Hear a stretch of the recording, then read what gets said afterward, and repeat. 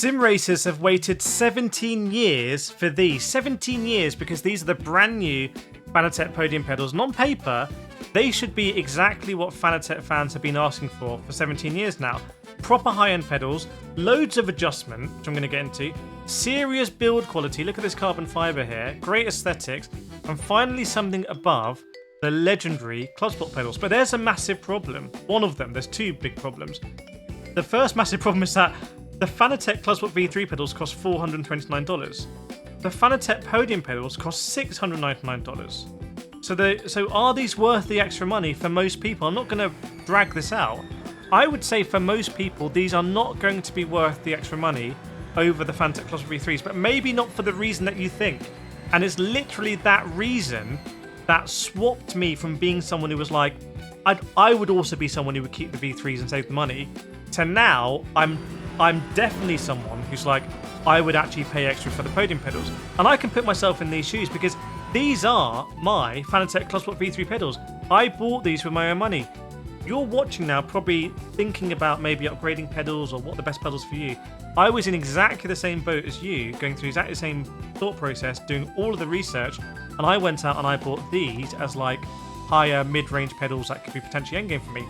And then I put thousands of hours into them, and I raced a really high level on these pedals. In fact, I took these pedals off my rig to put the Fanatec Podium pedals on.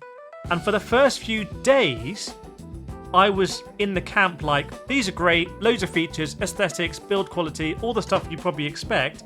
However, if I was buying again, because I always go through this thought process, I'd buy the ClubSport V3s again. But then something changed. So we're going to get into that. We're going to compare these pedals with V3s, the SimNet load cell pedals. Interesting. Asetek and Victor hydraulic pedals, equivalent top of the range pedals, and the MOZA and Booster active pedal, also MOZA top of the range pedal, and probably the Simucube active pedal, their top of the range pedal as well.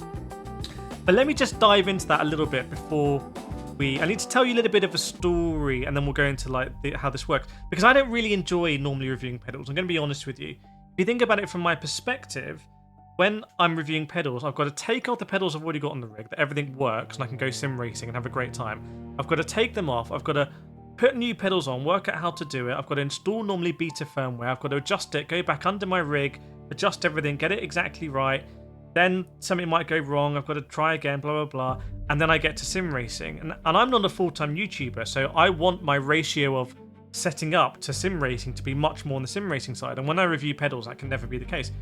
And that was the same here with reviewing the Fanatec Podium pedals at the beginning for the first few days.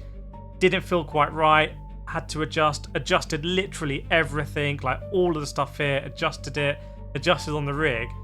And again, during all this time, I'm thinking, my V3s were fine. Like, you just put them on and they just kind of work. Like, there's a big open space here for your feet to work with.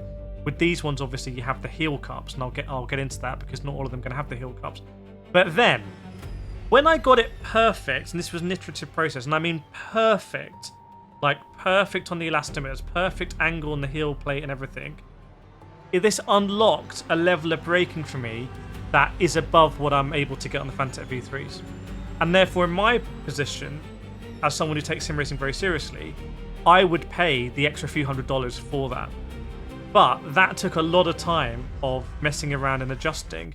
And for a lot of people, you watching, I don't feel comfortable recommending that, because off the bat, you're much less likely to have a good time with these than the Fanatec V3s, that makes sense. These are much more up and ready to go, and you can put them and you can work around it.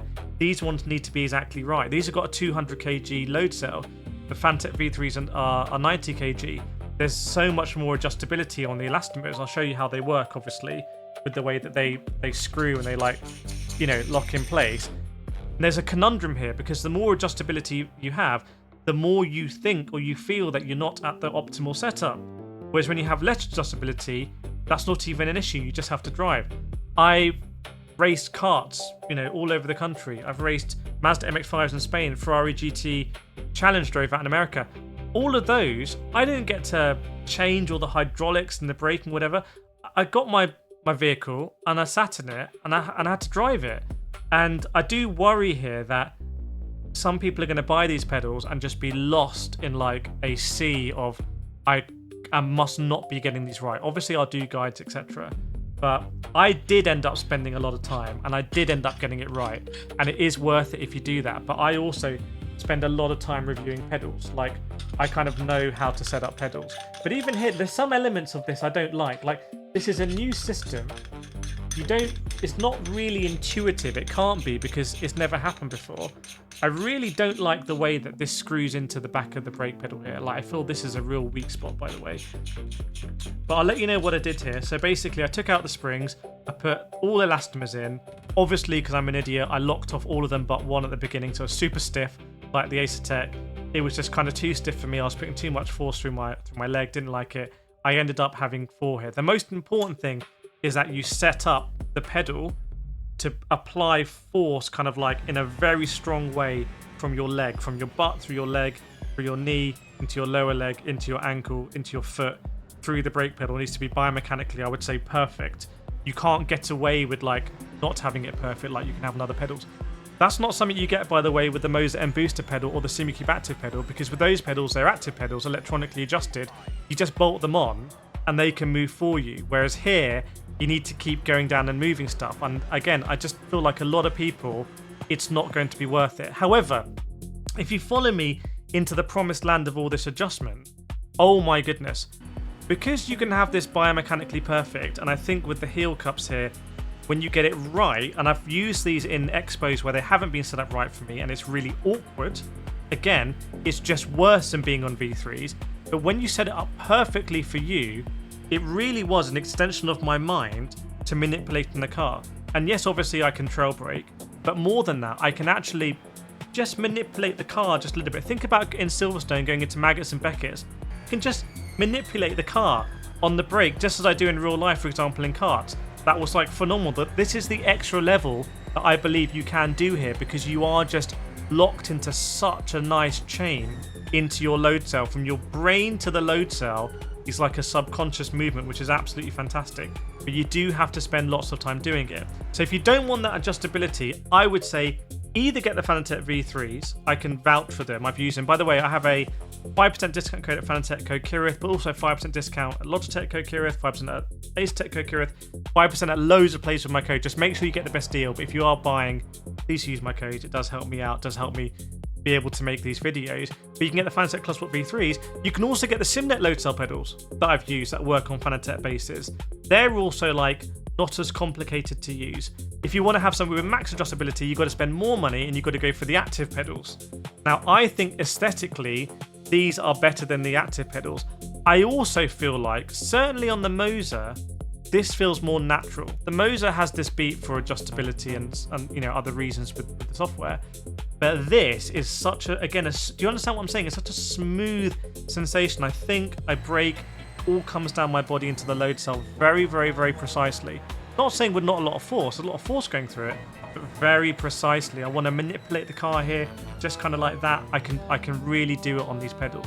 But I can't, in good faith, recommend these pedals to everyone, because let's say I was in a really busy period, I would have just got really frustrated with these pedals. So they require a certain level of aptitude, but also time that you're able to give that is going to take out of your sim racing time. So let me know in the comments which camp you fall into. They're very interesting pedals. I wouldn't buy them on the basis of adjustability. I think they're being marketed on the basis of adjustability, by the way, but I think once you get this right, I don't think you're going to be down there all the time chopping and changing it, or you shouldn't be. That's kind of a bit of nonsense to me. The advantage for these is that it's just a really nice stack into the brake pedal. This is obviously the carbon fiber set, the 2-pedal set. There is a 3-pedal set with flat pedal plates that I think are aluminium, so it works out the same price, $69 basically. But I think there's some issue with the clutch on the 3-pedal set. So at the moment, I think this is maybe the only set you can buy. But actually, when you set this up, I really like this set, and I'm using it using my Strass racing shoes, and it's worked absolutely fine. I haven't really talked about the throttle, because throttles are throttles. Like, to be honest, it's just obviously nice aesthetically to have the same throttle here as the brake. And something else I would note is that these pedals, you see I put them on a little patch here, is because they've been scratching my table. So just bear that in mind when you buy them. Maybe I'll save you a table. So I hope you found it helpful. Let me know what you think, and I'll see you in the next video.